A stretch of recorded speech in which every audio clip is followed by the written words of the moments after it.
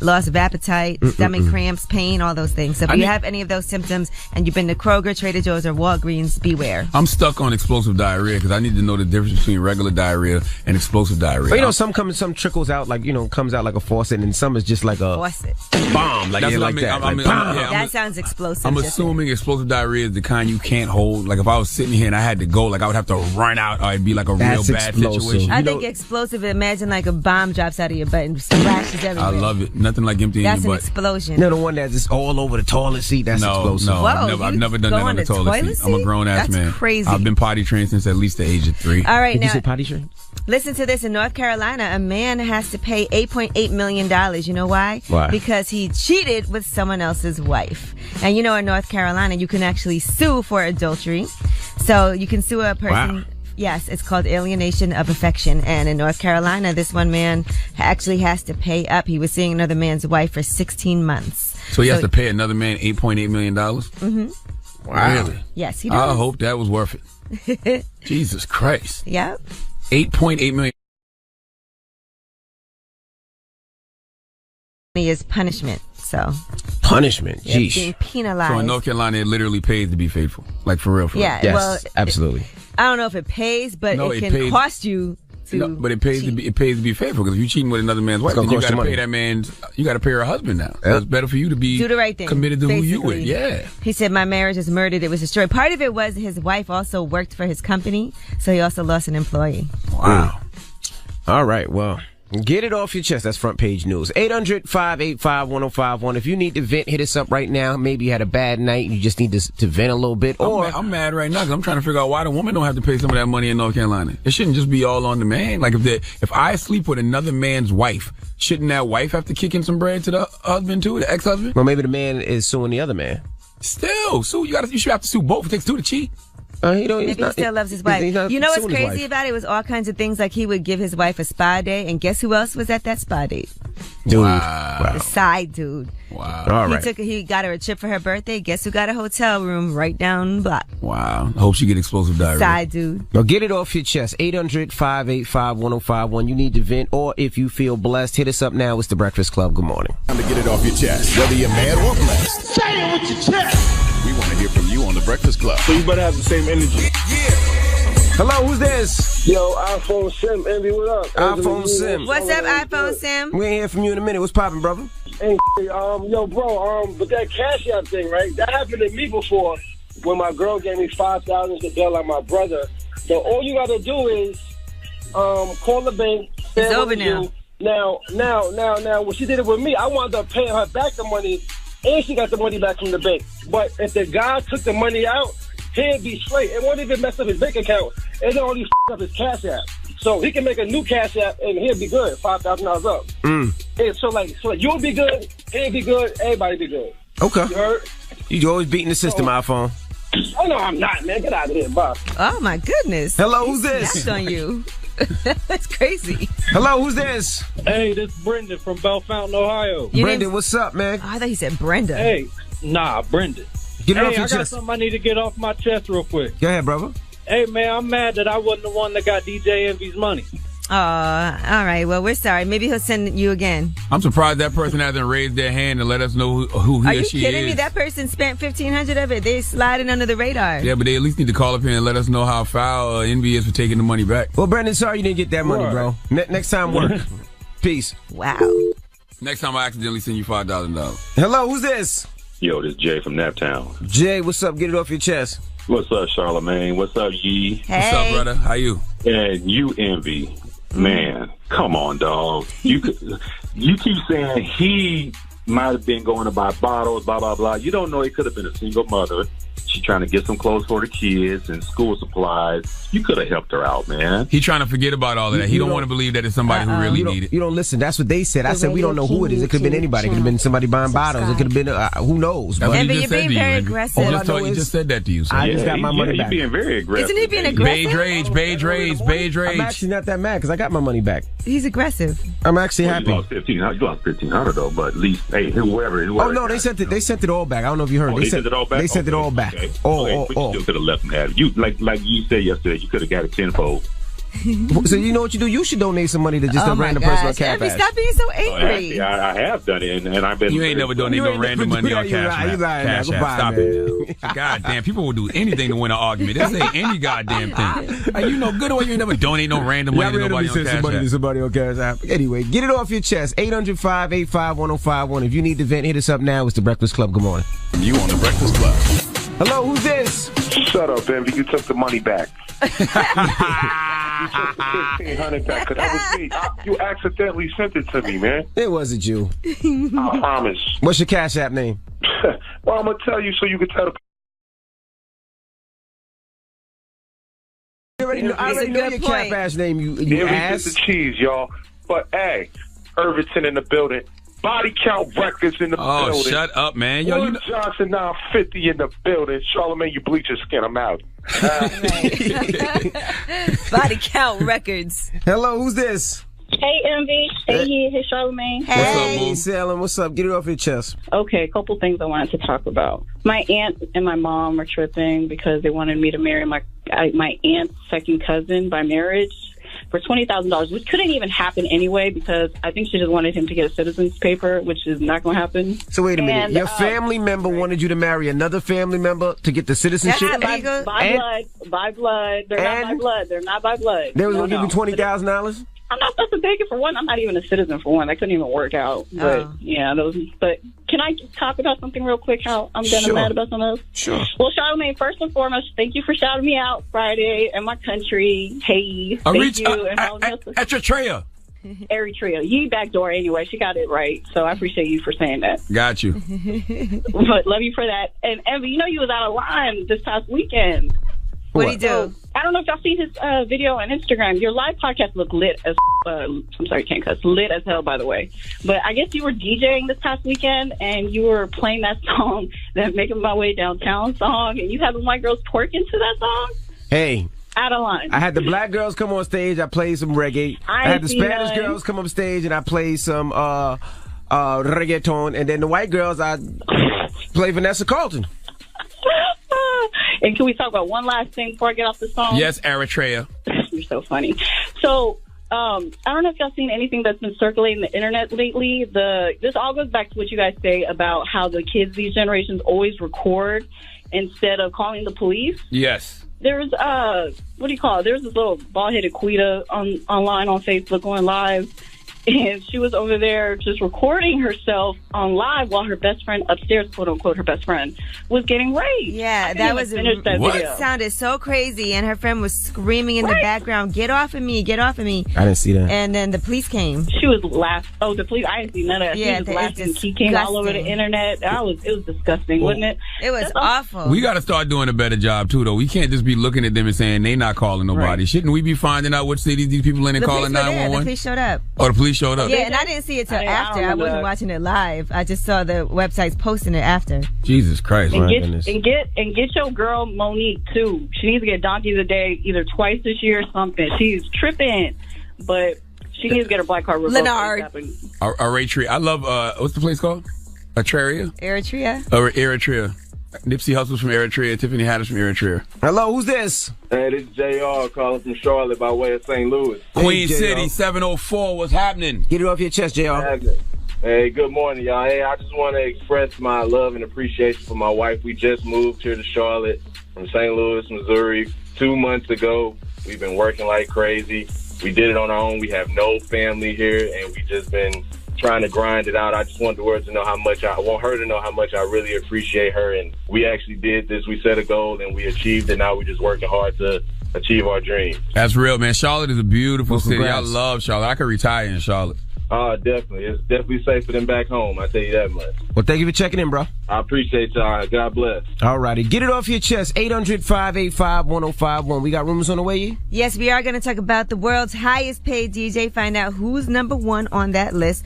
Also, the So Def 25th anniversary tour. We have some details, and we'll tell you who plans to not join because they don't want to mess up the whole tour. All right. We'll get into all that when we come back. Keep it locked. It's The Breakfast Club. Good morning. She's spilling the tea. This is The Rumor Report with Angela Yee on The Breakfast Club. So Jermaine Dupri is doing a multi-city anniversary concert tour for So So Def 25 years. That tour is going to kick off October 14th in DC and end in LA on November 2nd.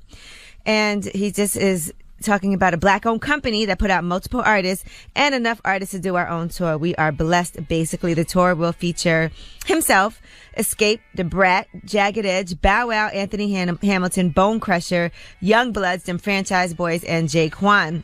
That's not a bad little lineup right there. Shad Moss, though, took to Instagram to say that he is not going on the tour. He said, taking a break. So Def Tour is going to be wonderful without me. I'm a F up, so I don't want to be the reason something goes wrong. So I'm going to stay at home, get my mind right. Bow Wow don't got nothing else to do. Shad Moss may be busy, but Bow Wow dance. I didn't say he was busy.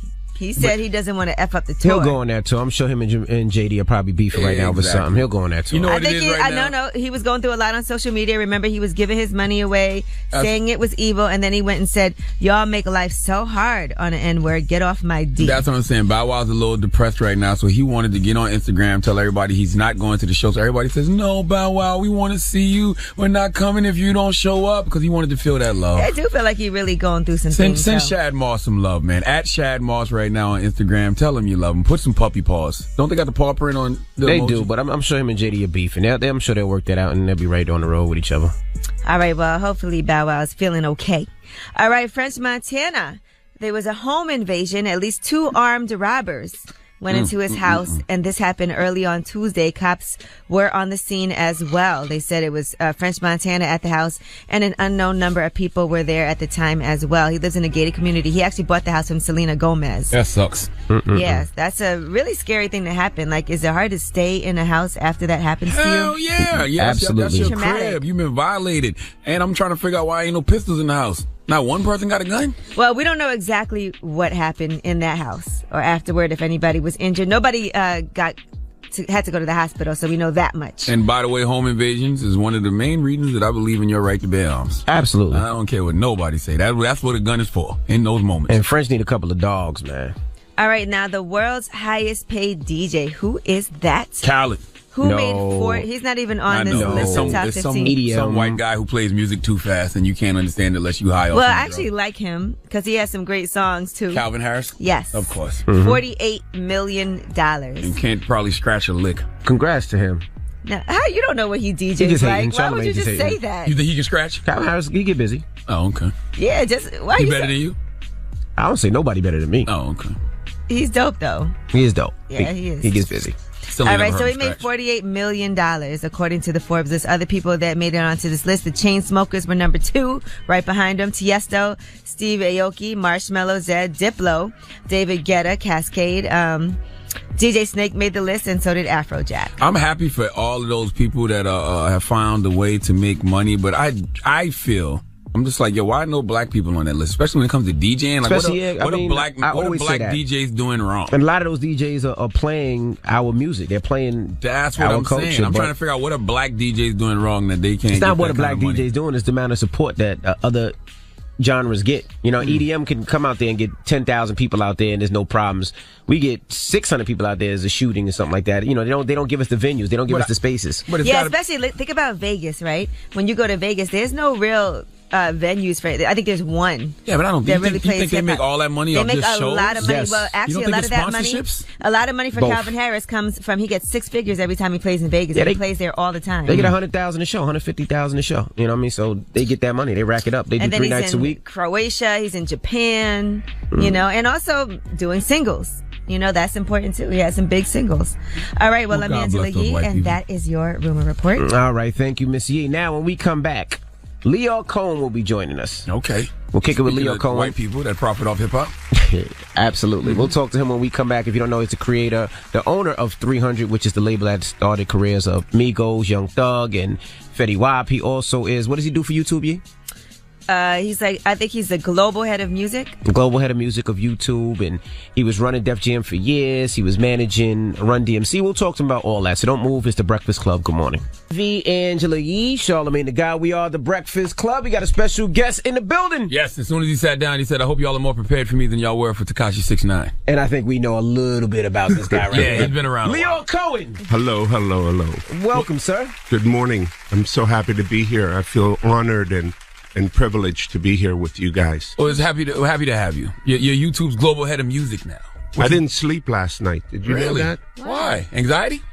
A lot of anxiety. I don't ever remember doing a radio interview. This is really strange. I'm usually sitting at the, watching my artists talk, but this is a different thing. So last night I was trying to figure out what in the world do they want to talk about with me. So everything. Let's go history. I was confused. I was really confused. So I was waking up in the middle of the night, just like, trying to figure out what was the best interviews that I saw. Who gave the best interviews? And my mind went blank. None of ours came to mind? None? No. Chuck D always comes to mind. Oh, we never interviewed Chuck D. I like Chuck D. Okay, Chuck D always comes to mind. So go ahead. What do you want to ask? Let's start from the beginning. How did Leo Cohen get into hip-hop? Well, unbeknownst to many of you, including yourselves. Not true, I know. The first all-rap station was not in New York City. It was 1580 K-Day in Los Angeles. LA. Yep. Really? Mm-hmm. Okay. And there was a DJ clique called Uncle Jam's Army. And Uncle Jam's Army used to take out the sports arena downtown, and they had no talent. They just had breakbeats. Mm-hmm. And it was just at the end of disco and kind of Lakeside, Barcades. You don't even know who they are. It's okay. It's okay. It's okay. The Gap Band. I have all those records at home because my parents have a lot of vinyl. Okay, so that was that scene right there. Right. And I was just driving around Los Angeles and I would see these gigantic posters. Uncle Jam's Army, the Civic Arena, and the date. So I just said, I have no idea what this is, so I'm going to go find it. Mm-hmm. And I went and I walked in, and there was an arena full of people enjoying the breakbeat. And it was fascinating to me. How did you know you wanted to be an executive and not an artist, though? I had no interest in being an executive or an artist. Understand, when I came in 1983, and my first job was to take Run DMC to Europe. And literally my first job. I didn't even get to stay one night in New York because they couldn't find their road manager. He was on a binge, and I was the only one with a passport. So that's how I started being a road manager. So I was just making it up. I had no experience. I had no understanding. I had no money. I had nothing. Oh, how did you know Russell Simmons, or how did you just become Run DMC's man? So I was a financial analyst. I was making $14,000 a year. Mm-hmm. I worked for the National Bank of Israel. My mom found me the gig. And my friends were throwing parties, and they were having the best times. They had the best girls, the best drugs, everything. And I was just like, my mom got me the job. I just have a degree in international finance and marketing. Mm-hmm. I better stick this thing out. But I was doing really nothing. It was horrible. I'm dying. And my friends were encouraging me to throw a party. And I said, I don't want to just throw any type of party. I want to throw something interesting. And they said, well, tell me what interesting is. And there was a bunch of unsigned Hollywood bands at the time. So I threw a show with the Red Hot Chili Peppers, Fishbone, Social Distortion, the Circle Jerks, starring Run DMC. I borrowed $700 from my mom. I made 36 G's that night. Okay? You got all those orders for $700 back then? Well, I was short $700. It was nothing. They were all unsigned. Right. And I put it together. It was a very unique moment in a lot of people's lives, including myself. And, only problem I had that night was Joey came off the stage before he performed. I said, I'm not sure what you're doing, but there's a whole audience out there waiting for you. And he says, man, they're not waiting for me. You didn't see what just happened? I said, what happened? And he said, those little white kids came on stage and they wanted to attack me. Then I realized this was stage diving. Mm-hmm. They were all coming on stage and dancing with him and then throwing themselves up, jumping off. And I said, that's what they're doing. They're having a great time. They're having a great time. It's a sign of affection. And he looked at me and he said, I don't know why I trust you, but I'll go out there And the rest of the night, he was flinging little white kids off the stage. Came off stage and said, "I like you, man." And that's how it happened. They invited me. They told Russell about me. By the way, my friend, who is running Columbia University's TV station, the radio let us rehearse the Beastie Boys, LL, Run DMC. We were broke back then. We had no money for rehearsal halls. And he said, take the Columbia University TV station. Little did I know he was filming it. I have 17 hours of 1983 rehearsals, Beastie Boys, LL Cool J, Run DMC. Now, I know a lot of people don't know. When they see that footage, they're going to know who said, whose house? Run's house. Moi. You okay. Did that? You get it? Yeah. Wow. How did that come about? We were rehearsing. And I said, he came up sheepishly and said, this is the blah, blah, blah. And I had to check Joey and say, this is your house. And we rehearsed it. It's all there. One day it'll come out. On YouTube. How do you That's right. Thank you. YouTube. On YouTube. All right, now we're talking to Lyor Cohen, founder of 300, who signed Migos, Fetty Wap, T Grizzly, and more. Charlamagne? I always wonder about that. Like, how did y'all find that crop of artists so early? Of course, we know Run DMC, but the Beastie Boys, LL Cool J, because you kind of setting yourself up for a win with those guys. It was genius. It was all Rick Rubin. He was a mastermind, genius. One of the problems out here is that people are winning in many ways too easily. And part of the artist development, there's people development. Like people development, man, you have to hit your head and get back up and recognize what just happened. So these kids, I think they have it kind of slippery and kind of easy. And I think that there's things that we lost in the last decade is artist development. Yeah. But we also lost mentorship. You know what I think happens too? What I noticed as far as what you said about developing artists and mentoring people, somebody goes viral, right? They can do one song, they go viral, and then the labels are offering millions of dollars for somebody that has one record. Hip hop is not just, something to piss your parents off, because your parents are listening to it too. It's a problem. And then you get this like day trading of rappers. It's the worst thing that could happen for our culture. All those labels that are day trading should be embarrassed and ashamed of themselves, because they are going to be the reason why things come to an end. I believe that. Artists like that shouldn't even sign deals, though. Like, I wouldn't invest in artists like that until they show me that they're going to be around for a while. But then it's hard because they get nervous that somebody else is going to sign them and that they'll miss out. So next thing you know, it's a bidding war. Listen, I never signed an act because I was afraid of losing them. I only signed an act because I wanted them on my label. When one act says to me, oh, another label's interested in me, I said, go ahead with yourself. I'm not interested in you anymore. How do you think I heard that happened with Drake with you. I heard you all but had Drake in the bag, and then Drake. The truth is, Drake shook my hand. And this would have been at Def Jam or 300? Def Jam, son. Before 300. And then I heard that you see? I heard he shook your hand. It was a done deal, and then you found out he wasn't signing at an award show. Everybody had on the Cash Money shirts or something like that. Yeah, it doesn't matter. He didn't stop the party. Did he at least tell you why? I really don't spend time backwards. Okay? It's like I keep moving. All right, we got more with Lyor Cohen. When we come back, don't move. It's the Breakfast Club. Good morning. Charlamagne? Let's talk about a former actor of yours, yes, Kanye sir. West. Amazing. When he put the picture out with the MAGA hat on. I didn't put that picture I out. said he put it out. Yeah, I had no idea. I had no idea. You didn't see the hat? Didn't see the hat. Come on, Lyor. I didn't see the hat. I was so mesmerized. Kanye is a beautiful host.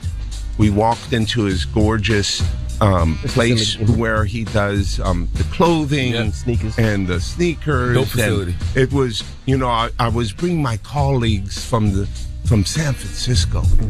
So and nobody noticed the black guy in the MAGA hat? I was yo, bro, you gonna cut me off or what?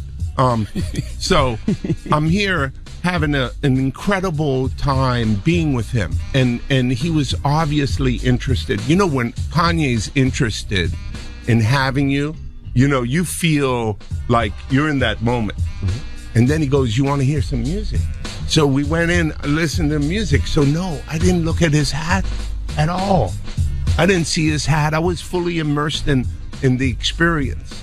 So, no. The answer is no. Long way of saying no. Well, what's the point? After the picture came out and you saw the hat, did you have any thoughts? This is the crazy stuff. I had to run to the airport, so I had to go. And I ran to the airport as I'm running like an Avis commercial through the airport. Everybody's saying, "Yo, what's up with the hat? What's up with the..." And I didn't know what they're talking about, because I'm trying to make the flight. I finally get to the gate, and I came with a few minutes to spare. My phone's blowing up. Everybody's blowing my shit up like, "Bro, what's going on?" And that's when I realized what happened. It was so fascinating to see. We're talking more than 40 people. So imagine I'm in Calabasas, snap, get in the car, 35 minutes, I'm running through the airport, over 40 people shouting at me through the airport. Wow. Leo, let me ask you this. If an artist is talented, right, but you don't agree with their personal views, does that matter, or is it all about talent? No, it's all about talent. I respect their personal views, but I can never be silent. I've never been silent. And that's why I've touched more rap music than everybody combined. Never had a security guard, okay? Because, one, I tell bad news faster than good news. Mm-hmm. And I tell people when they ask me exactly how I feel. Like, you can't be a rapper and have a cup in front of me. I tell you, that's liquid heroin. You're junkie. You're junkie. Any rapper, come right now, they come with a thing, I have to tell them, because to me, I don't want to be, I feel my silence would be complicit. With all the artists that you work with? I think that's real, though. It doesn't matter if I work with them or not. Mm-hmm. If they got a cup, I'm going to tell them they're a junkie and they're hooked on liquid heroin. That's real. If you just tuned in, we have Leo Cohen in the building, the global head of music at YouTube, also the founder of 300, the label that signed Migos, Fetty Wap, and more. Yee. Would it concern you enough to not work with someone if they were, say, they were in the middle of negotiating with you? Yes, that go make ahead. You say, okay, I don't know that I can do this deal. What? If you felt like they had a drug problem. No. It's part of the math in my brain. Nothing good happens with junkies. Now, there are many people who have been able to hit the wall and walk away. Mm-hmm. A lot of them don't. One of the biggest artists you ever had had a real bad drug problem, DMX. I'm so sad. DMX, there's two people inside of him. Earl is one of the nicest people. I put him up in Lake George. Earl loved being silent with a fishing pole. He just would stay on that dock hours and hours and hours and hours. I think the opiate problem, the syrup problem, is the biggest problem that I've ever seen and I've ever faced and been a part of. And I can't with it. You know, the crack thing was devastating, but at least the rappers were bringing a spotlight to you becoming a fiend. And I thought that spotlight helped change the course of the crack epidemic. I don't know what's this opioid thing, man. Well, being a crackhead wasn't cool back then. Being a crackhead wasn't cool. Now they seem like they're making it cool to be drinking lean and syrup, and it's the most dangerous. It's the most dangerous thing that's facing our society. So why sign an artist that would promote that? Because I already answered that question. You weren't paying attention. She asked me talent or issues, and I said talent. But I have to. I can't give up on people. Don't you think that's hypocritical, though? You're saying it's opportunistic. Yeah. I got people to feed. I got a business to run. You're gonna make Dame Dash take this clip and call you a culture vulture. Who's Dame Dash? You brought him up. I don't even know him. So you bring his name up. I don't even know him. So y'all made a lot of money together. Made a lot of money. Come on, Leo. Don't do that to him. I don't know him. I really don't. I don't know what to tell you. Problems is problems. I try to fix problems. Mm-hmm. I try to sign great talent and then help them.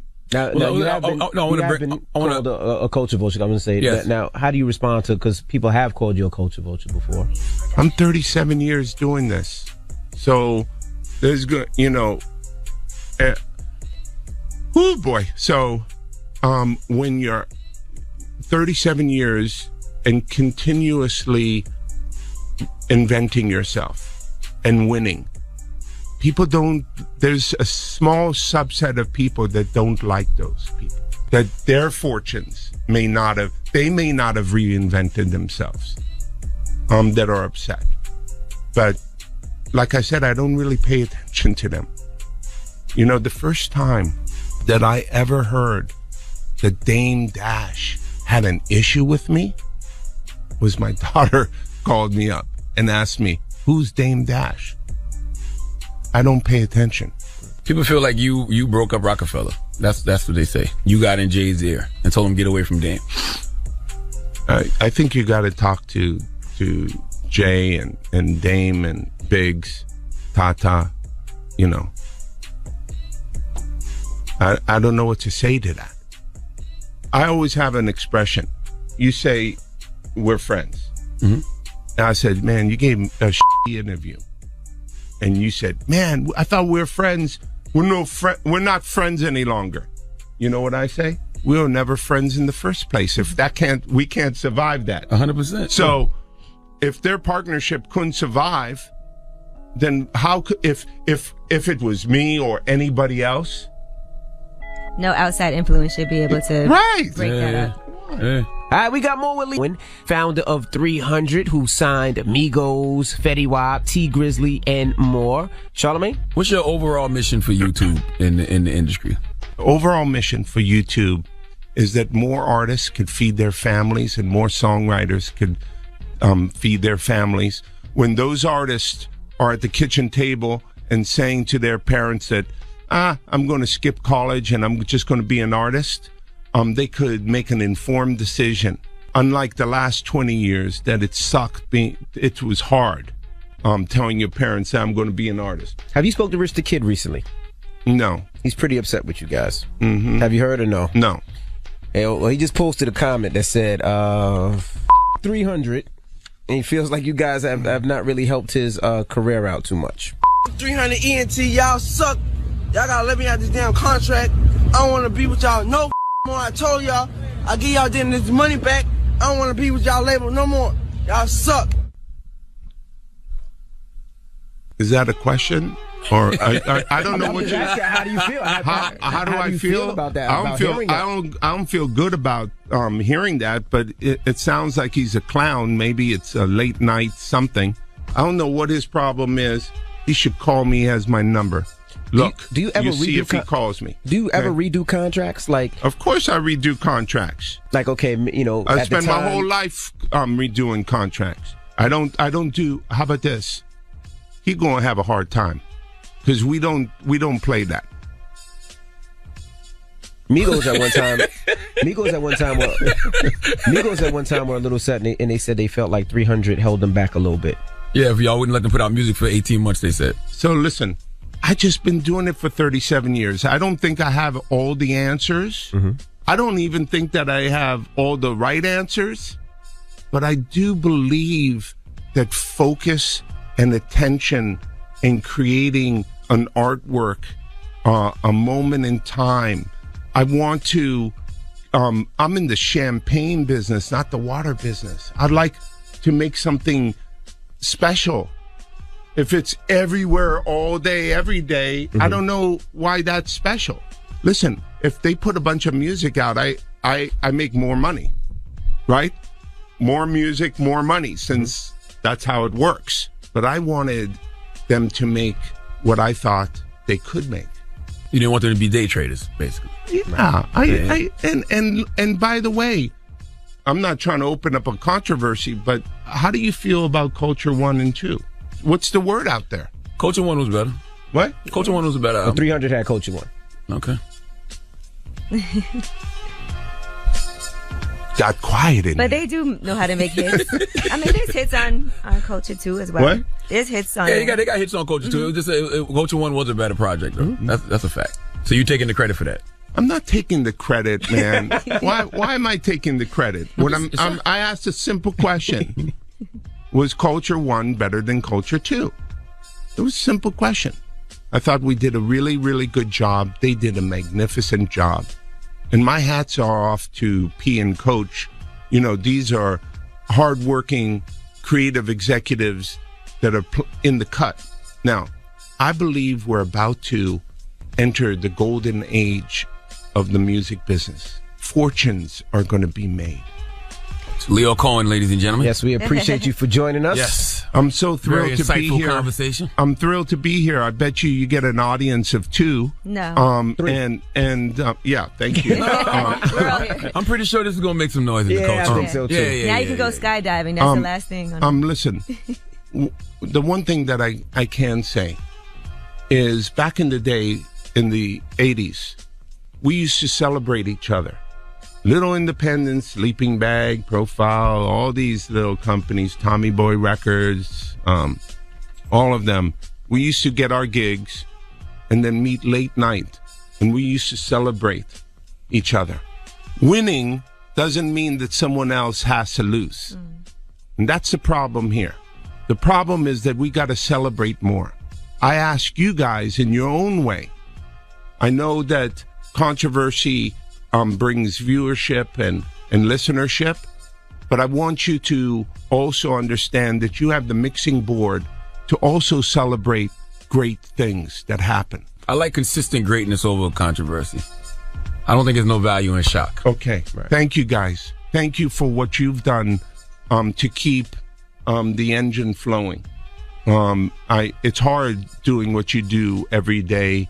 You know, lots of people think that you come in here, gift of gab, you drive out with your chauffeur, limousines, and everything's hunky-dory. I know how much work this is and how difficult it is. And I applaud you for building this business. I just wish you guys were on YouTube. You see our plaque right there. We have our YouTube plaque right there. You are on YouTube. Yeah, we got our 1 million. We can do something formally. How about YouTube uplift the Breakfast Club channel? Yeah. How about that? Maybe we could do something formally one day on YouTube. Yeah. Well, I look forward to it. We've been to the YouTube studios. Yeah. I've hosted a lot of things there. Thank you. As well. I'm really honored to have been here this morning. Thank you, Leo. So Leo Cohen, it's the Breakfast Club. Good morning. It's DJ Envy, Angela Yee, Charlamagne the Guy. We are the Breakfast Club. Good morning. Hey. Good morning. Let's get to these rumors. Let's talk Nicki Minaj. Listen up. It's just in. All the gossip.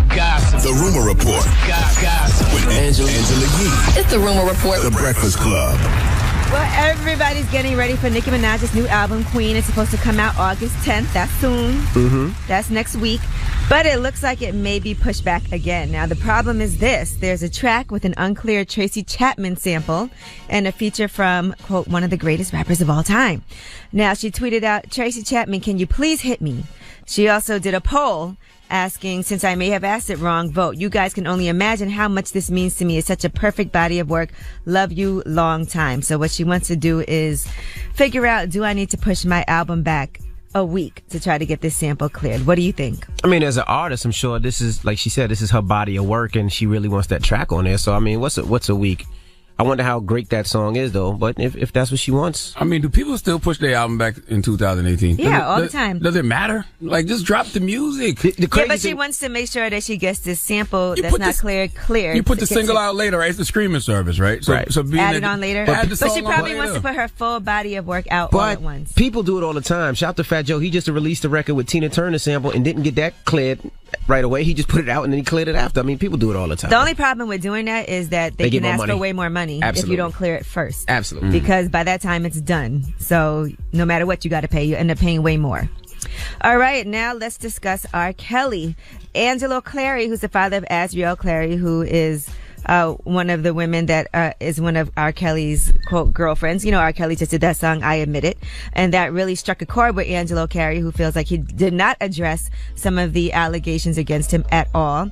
Now, here is what Angelo Carey has to say about R. Kelly. This dude make a song acting like he sympathized because he got kids. You don't have no kids. You had a ejaculation in a woman. That's what you did. Tell the world why you can't see your kids. Tell the world why you have no relationship with 3 kids. And this woman left with nothing from what you said. She was a bum. She was this. She was that. So why didn't you win in court? Why your 27 lawyers that you said in the song didn't get you your kids?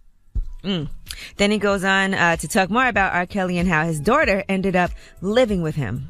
What we asked of you was to do nothing but look over a song and help her career get to the next level. Now see how fast you can molest a goddamn child. You know how easy your situation is to fix? Let them kids go.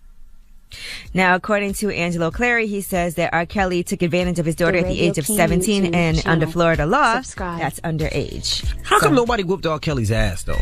Why? They gotta get to him. R. Kelly still holding them girls hostage for real? I mean, some of the girls have done videos saying that they want to stay, and it's a really crazy situation. Seems like they're being brainwashed.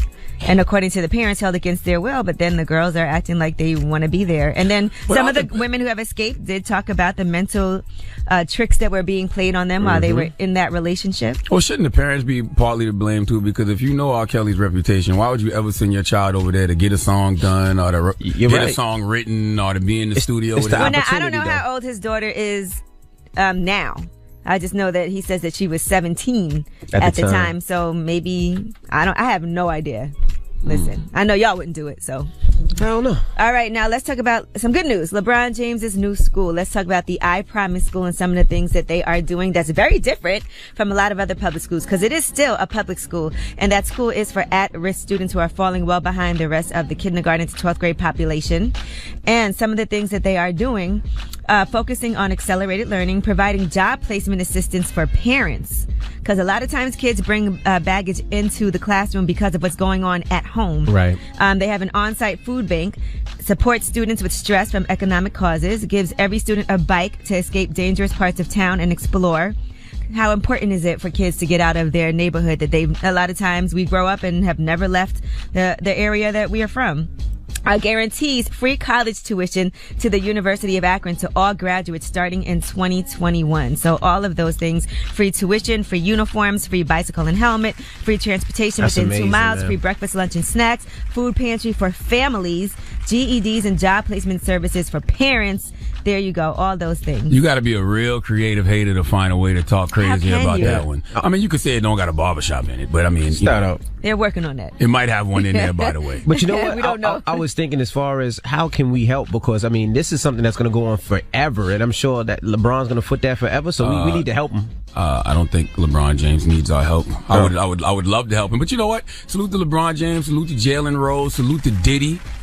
Diddy has a charter school. Jalen Rose has his leadership academy in Detroit. LeBron James now has his in Akron. So it's people that have been doing this, man. But drop one of the clues bombs for LeBron James. We need to make sure we can help, though, and stand by him that the programs continue. Well, he does have his nonprofit, and so you can help by donating to his nonprofit as well. I definitely shut up and build a school. Forget shut up and dribble, and shut up and build a school. But you know, I have a rule. My rule is that when I'm at dinner with somebody who got more money than me, why would I ever insult them and say, "Yo, I got the bill"? So I kind of feel like this with this school. But you got to but you can take care of the tip, so you can give a little bit. Listen, LeBron builds schools. I do backpack giveaways. Everybody just need to act their wage, okay? I got my backpack giveaway next August 11th in Moncks Corner, South Carolina. LeBron's building schools. You know what else? Everybody act their wage. You know what else is a great thing to do, though, to actually show up.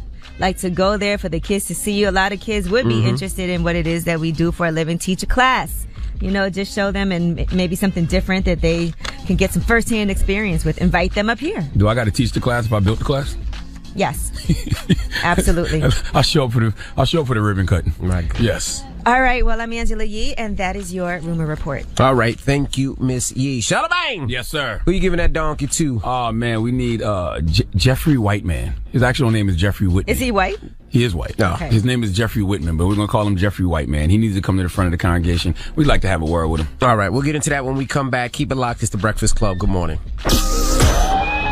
It's time for Donkey of the Day. Donkeys of the Day, ask Charlamagne. I'm a Democrat, so being Donkey of the Day is a little bit of a mixed blessing. So like a donkey. Yeehaw. Okay. Donkey of the Day. The Breakfast Club, bitches. Now, I've been called a lot in my 23 years, but Donkey of the Day is a new one. Yes, Donkey of the Day for Wednesday, August 1st goes to Jeffrey Whitman. But what we're going to do is add an E in Whitman and call him Jason White Man, because when we speak of the legendary non-fictional character that everyone fears called the White Man, Jeffrey Whitman is the epitome of that. Oh, he is the type of white man that we all try to avoid, the kind of white man that gives all white men a bad name. The racist, bigoted kind with a Make America Great Again bumper sticker on his pickup truck.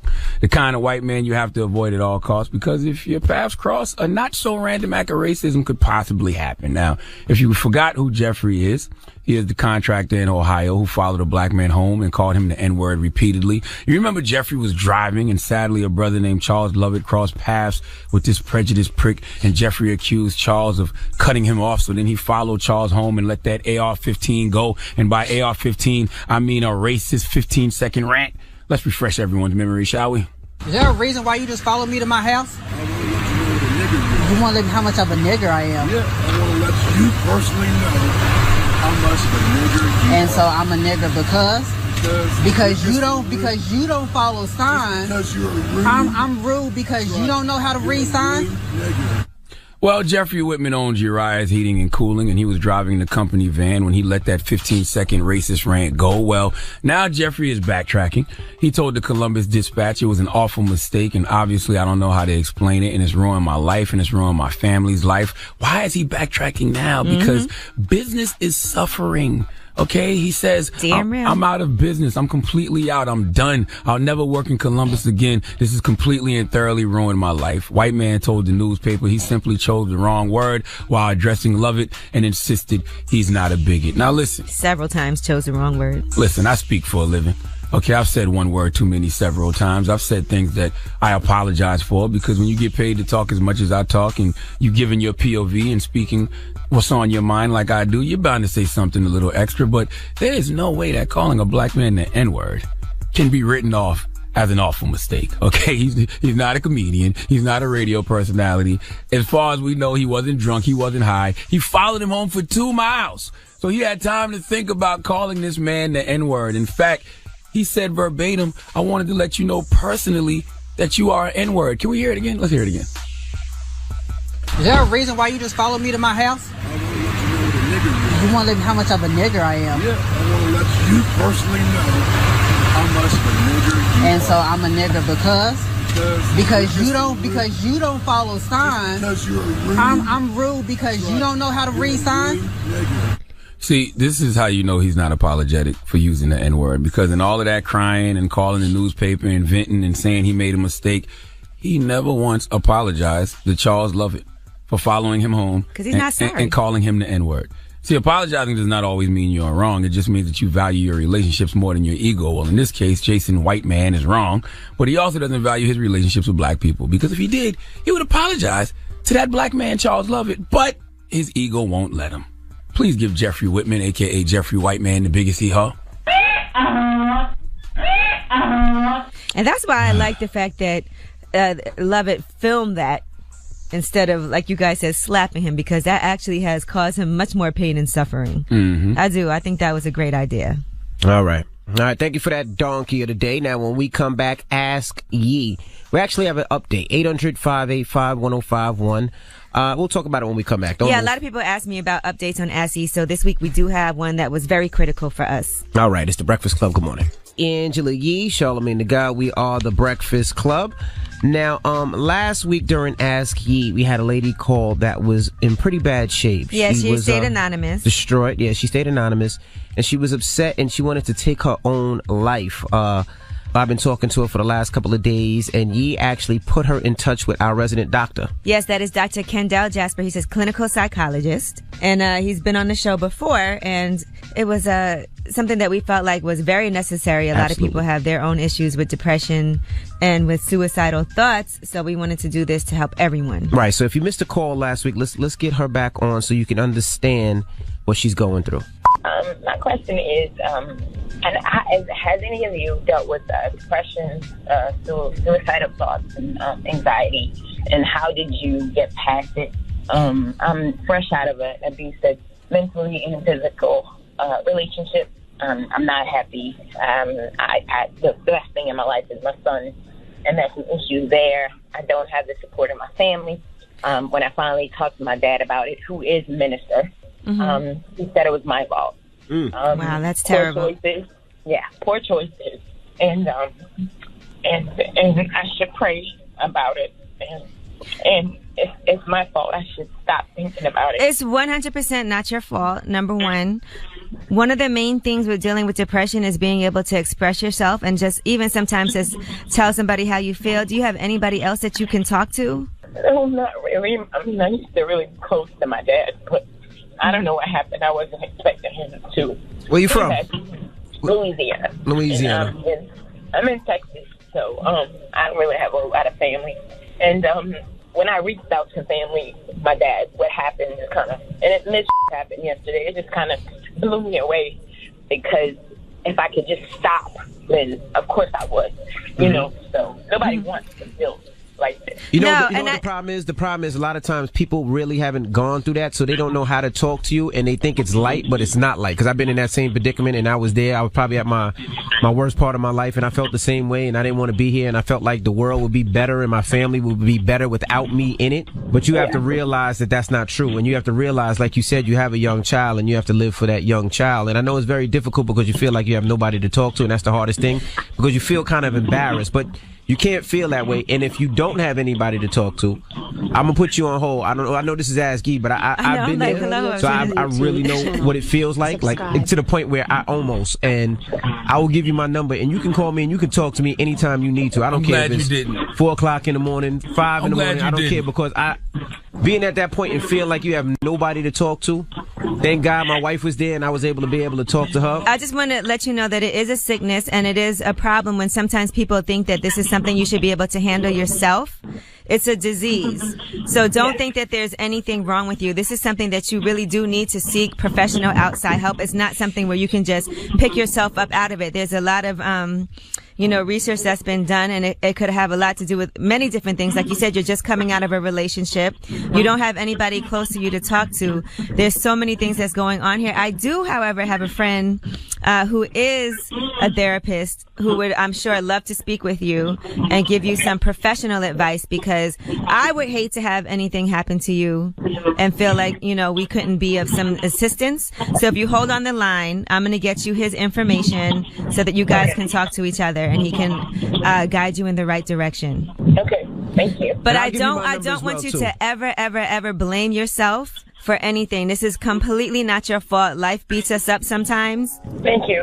I'm going to give you my number too, all right? You hold on. Don't hang up. Okay.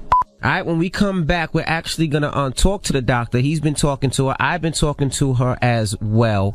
We'll get him on when we come back. It's The Breakfast Club. Good morning.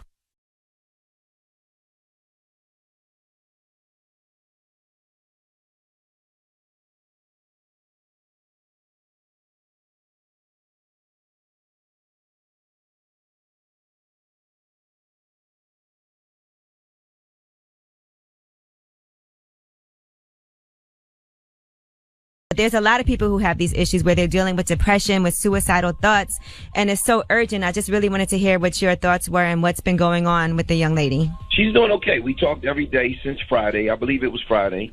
We've talked every day since Friday. I want to give Envy a shout out because she's made it very clear to me that they've talked on a consistent basis as well. And that has been tremendous for her to feel supported and just feel like she's had people to just be able to talk to and just express herself to. So, kind of checking in with her. We're supposed to talk again today.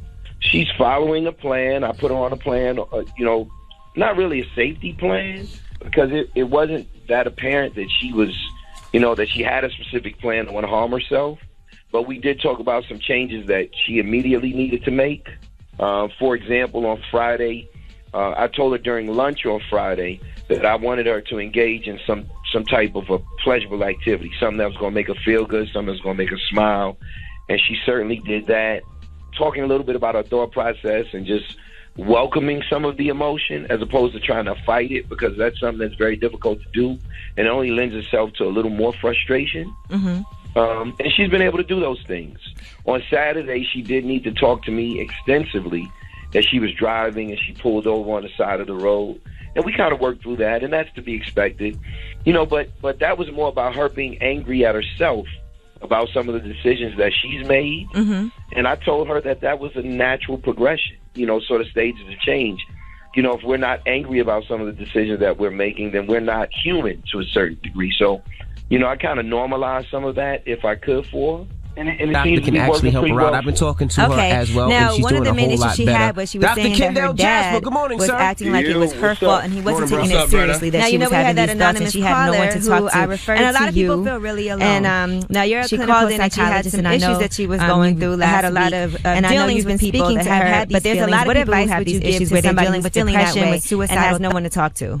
If they don't have anybody else, to make an attempt to seek some form of professional help. You know, I was a stranger to her. You all were strangers to her. But she felt comfortable enough to call you all and myself as strangers, or you referred me to her, because she needed somebody to listen to her. It's important to have somebody to be able to listen to what you're saying, and also at the same time be able to challenge, if they could, some of what you're saying. For you to understand you're not alone, it's okay. You know, I'll never tell someone you shouldn't think like that.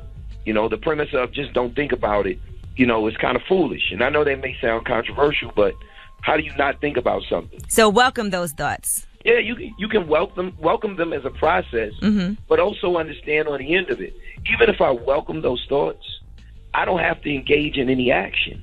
So that gives me some power. So I can have thoughts of wanting to harm myself, but I don't have to engage in an action to do so.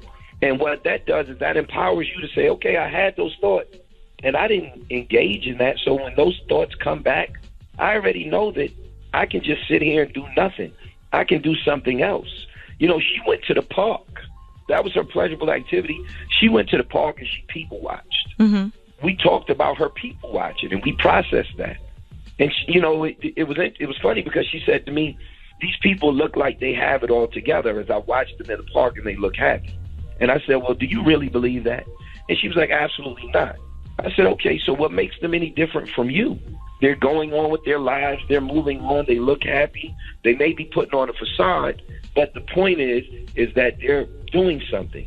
And she was like, you know, you got a good point there. All right. Now, Dr. Jasper, where can people find you if they want to get some help also? You've been up here on the Breakfast Club before, and we've spoken with you before, but how can people reach out to you if they want to get some help, or on social media, or just even email, whatever it is that you can give us? It's just at DocNaDude, at DocNadude, on Facebook, Twitter, and Instagram. I can be reached.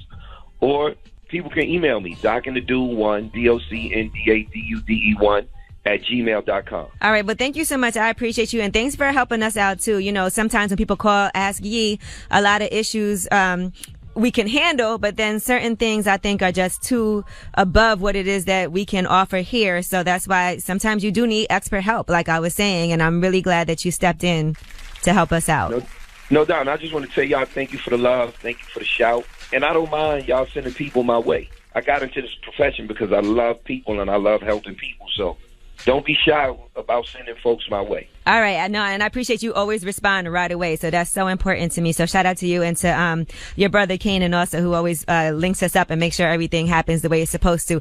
I just regret that I can't let everybody doesn't get through for Ask Yee that has major issues. So that's why I wanted to make sure you were here on this platform so people know how they could reach you directly just in case they can't get through on the lines. No doubt. All right. Thank you, Dr. Jasper. Absolutely. Y'all enjoy the rest of your morning. All right. That was Ask Yee, 800-585-1051. That was a really important one for us today, too, though. So I feel very blessed and grateful to be able to be here when we get situations like that. Absolutely. All right. When we come back, we got the Rumors Don't Move. It's the Breakfast Club. Good morning. Morning, everybody. It's DJ Envy, Angela Yee, Charlamagne the God. We are the Breakfast Club. Let's get to the rumors. Let's talk Farrakhan. This is the Rumor Report with Angela Yee on the Breakfast Club. So listen. Listen up. Okay, well, so the Honorable Minister Louis Farrakhan had put up a tweet about his movie being released on Netflix. It was called My Life's Journey Through Music. Well, it turns out, according to Netflix, that movie will not be viewed on there. They're not releasing that. They said it was due to an internal miscommunication. They said it appeared to be scheduled for release on Netflix, but it is not. We apologize for any confusion this has caused. Yeah, the internal miscommunication was what? Louis Farrakhan. I thought you said Louis Ferguson. I didn't know that was Minister Farrakhan. Mm-mm. When I saw that news, I was like, that don't sound right. Like, I don't see Netflix running anything from the Honorable Minister Louis Farrakhan. I would have been pleasantly surprised. I'm like, wow, times are changing. You know what I mean? People are letting people with all types of different views and things get their platform, but stop that immediately. Yeah, nah. The movie was produced in 2013 by Farrakhan's son, Joshua Farrakhan. But I guess, I don't know how, it's not going to be on Netflix. So I'm sure we could see it somewhere else. Maybe they'd be on Tidal or somewhere. All right, now Tiffany It's a lot of streaming Haddish, services. she has spoken out and she's on the cover of Glamour. She did reveal that she was raped when she was 17 years old by a police cadet. She said she reported the incident at the time but doesn't know if that was enough. She said that whole experience put me in such a messed up place for a long time and I ended up going to counseling. She said me just yelling out people's names with no thought behind it is pointless. I need a plan. I could be a voice, but what's a voice going to do? Just keep talking, or is there action behind it? So she said the reason that she's so I guess it looks like she's aggressive, but it's really a defensive front. She does that to protect herself from unwanted advances from men. She said, I noticed that men are afraid of women that are aggressive. So to protect myself, I became semi-aggressive. You hear about Tiffany always hitting on somebody, but that's to keep them from hitting on me. Yeah, she told that story in her book, The Last Black Unicorn. First time I heard her tell that story was on the Champs podcast. Right. But So now she's on the cover of Glamour. But salute to Tiff. She is quite aggressive. Now, also in Glamour, she's saying that she never said that Sanaa Lathan bit Beyonce. She didn't, said, though. I didn't confirm ish. The reporter was like, Sanaa Lathan. I'm like 3 drinks in. So, of course, I was about to laugh. They thought I put her name out there, but I didn't. I never said nothing. And Beyonce didn't say nothing. Let the person who bit Beyonce bury themselves. I ain't trying to destroy this girl. I didn't say ish about the girl. She definitely never said Sanaa Lathan bit Beyonce. Where did that come from? That reporter that laughed, and then we kind of just... Oh, yeah, they asked her and she laughed, yeah. And I think Sanaa Lathan also was there, so people were trying to figure out who was the actress, because she was there that night, and people were trying to put it together. I wonder why nobody want to confess that they bit Beyonce. Because they don't want the Beehive coming for them. Oh, got you. Don't Yeah, you nobody bite want those Beyonce, the Beehive problems. bites you. You're right, okay. All right, now let's discuss love and hip hop. Now, my BRF is about to be on the next season, allegedly, of Love and Hip Hop. Who's that? That is Mano, and BRF means best rapper friend. You know, Mano is my boy. He's from Brooklyn, so it looks like he's going to be filming on there with his girlfriend, along with his close friend Joel Santana and Kim Bella. I heard Joe Button on there, too. Ah, you heard a lot of... Are you supposed to be spilling all these things? Maybe not. Take that back. You never heard that. I think I would start... I've seen that before. That's been on blogs before. Oh, I all right. would definitely start watching hip-hop if Mano and Joe Budden are on Love and It's Hip-Hop. called Love and Hip Hop. What'd I say? I would definitely watch hip hop. Oh, okay. You know what he meant. Love and Hip-Hop. Yeah, I would definitely watch Love and Hip-Hop if Joe Budden and Mano was on there. Listen, I think that sounds like a great cast. So, sounds like it could be pretty interesting. Mhm. And then you think Papoose and Remy Ma, they're back on. Pap and Remy need their own show, man, especially now that they're having the baby. Drop on the clues bombs for Pap and Remy. I don't know why they just don't get in Mackey's their own show. Maybe they are. Black Love. All right, Lauryn Hill, she has her first fashion campaign. She's going to be teaming up with Woolrich, the outdoor company. And she's going to be creating a capsule collection as well. So she's been sewing and designing her own clothing the past 5 years. So she's going to actually work with them. Should be pretty interesting. And she's been on tour. I know she's rescheduling some dates. I was looking forward to going to the one in Jersey, but I guess that one's being rescheduled as well. So I went in Detroit, though. All right, well, I'm Angela Yee. Oh, and one last thing.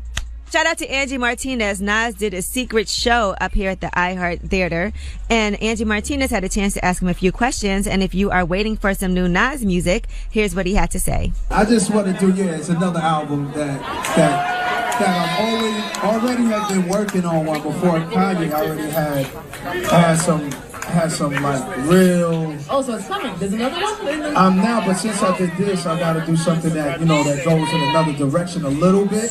So I'm like finishing up the next one. All right, well, I'm Angela Yee, and that is your Rumor Report. All right, shout out to Revolt. We'll see you guys tomorrow. Everybody else, the People's Choice Mix is up next. Get your request in. It's the Breakfast Club. Good morning.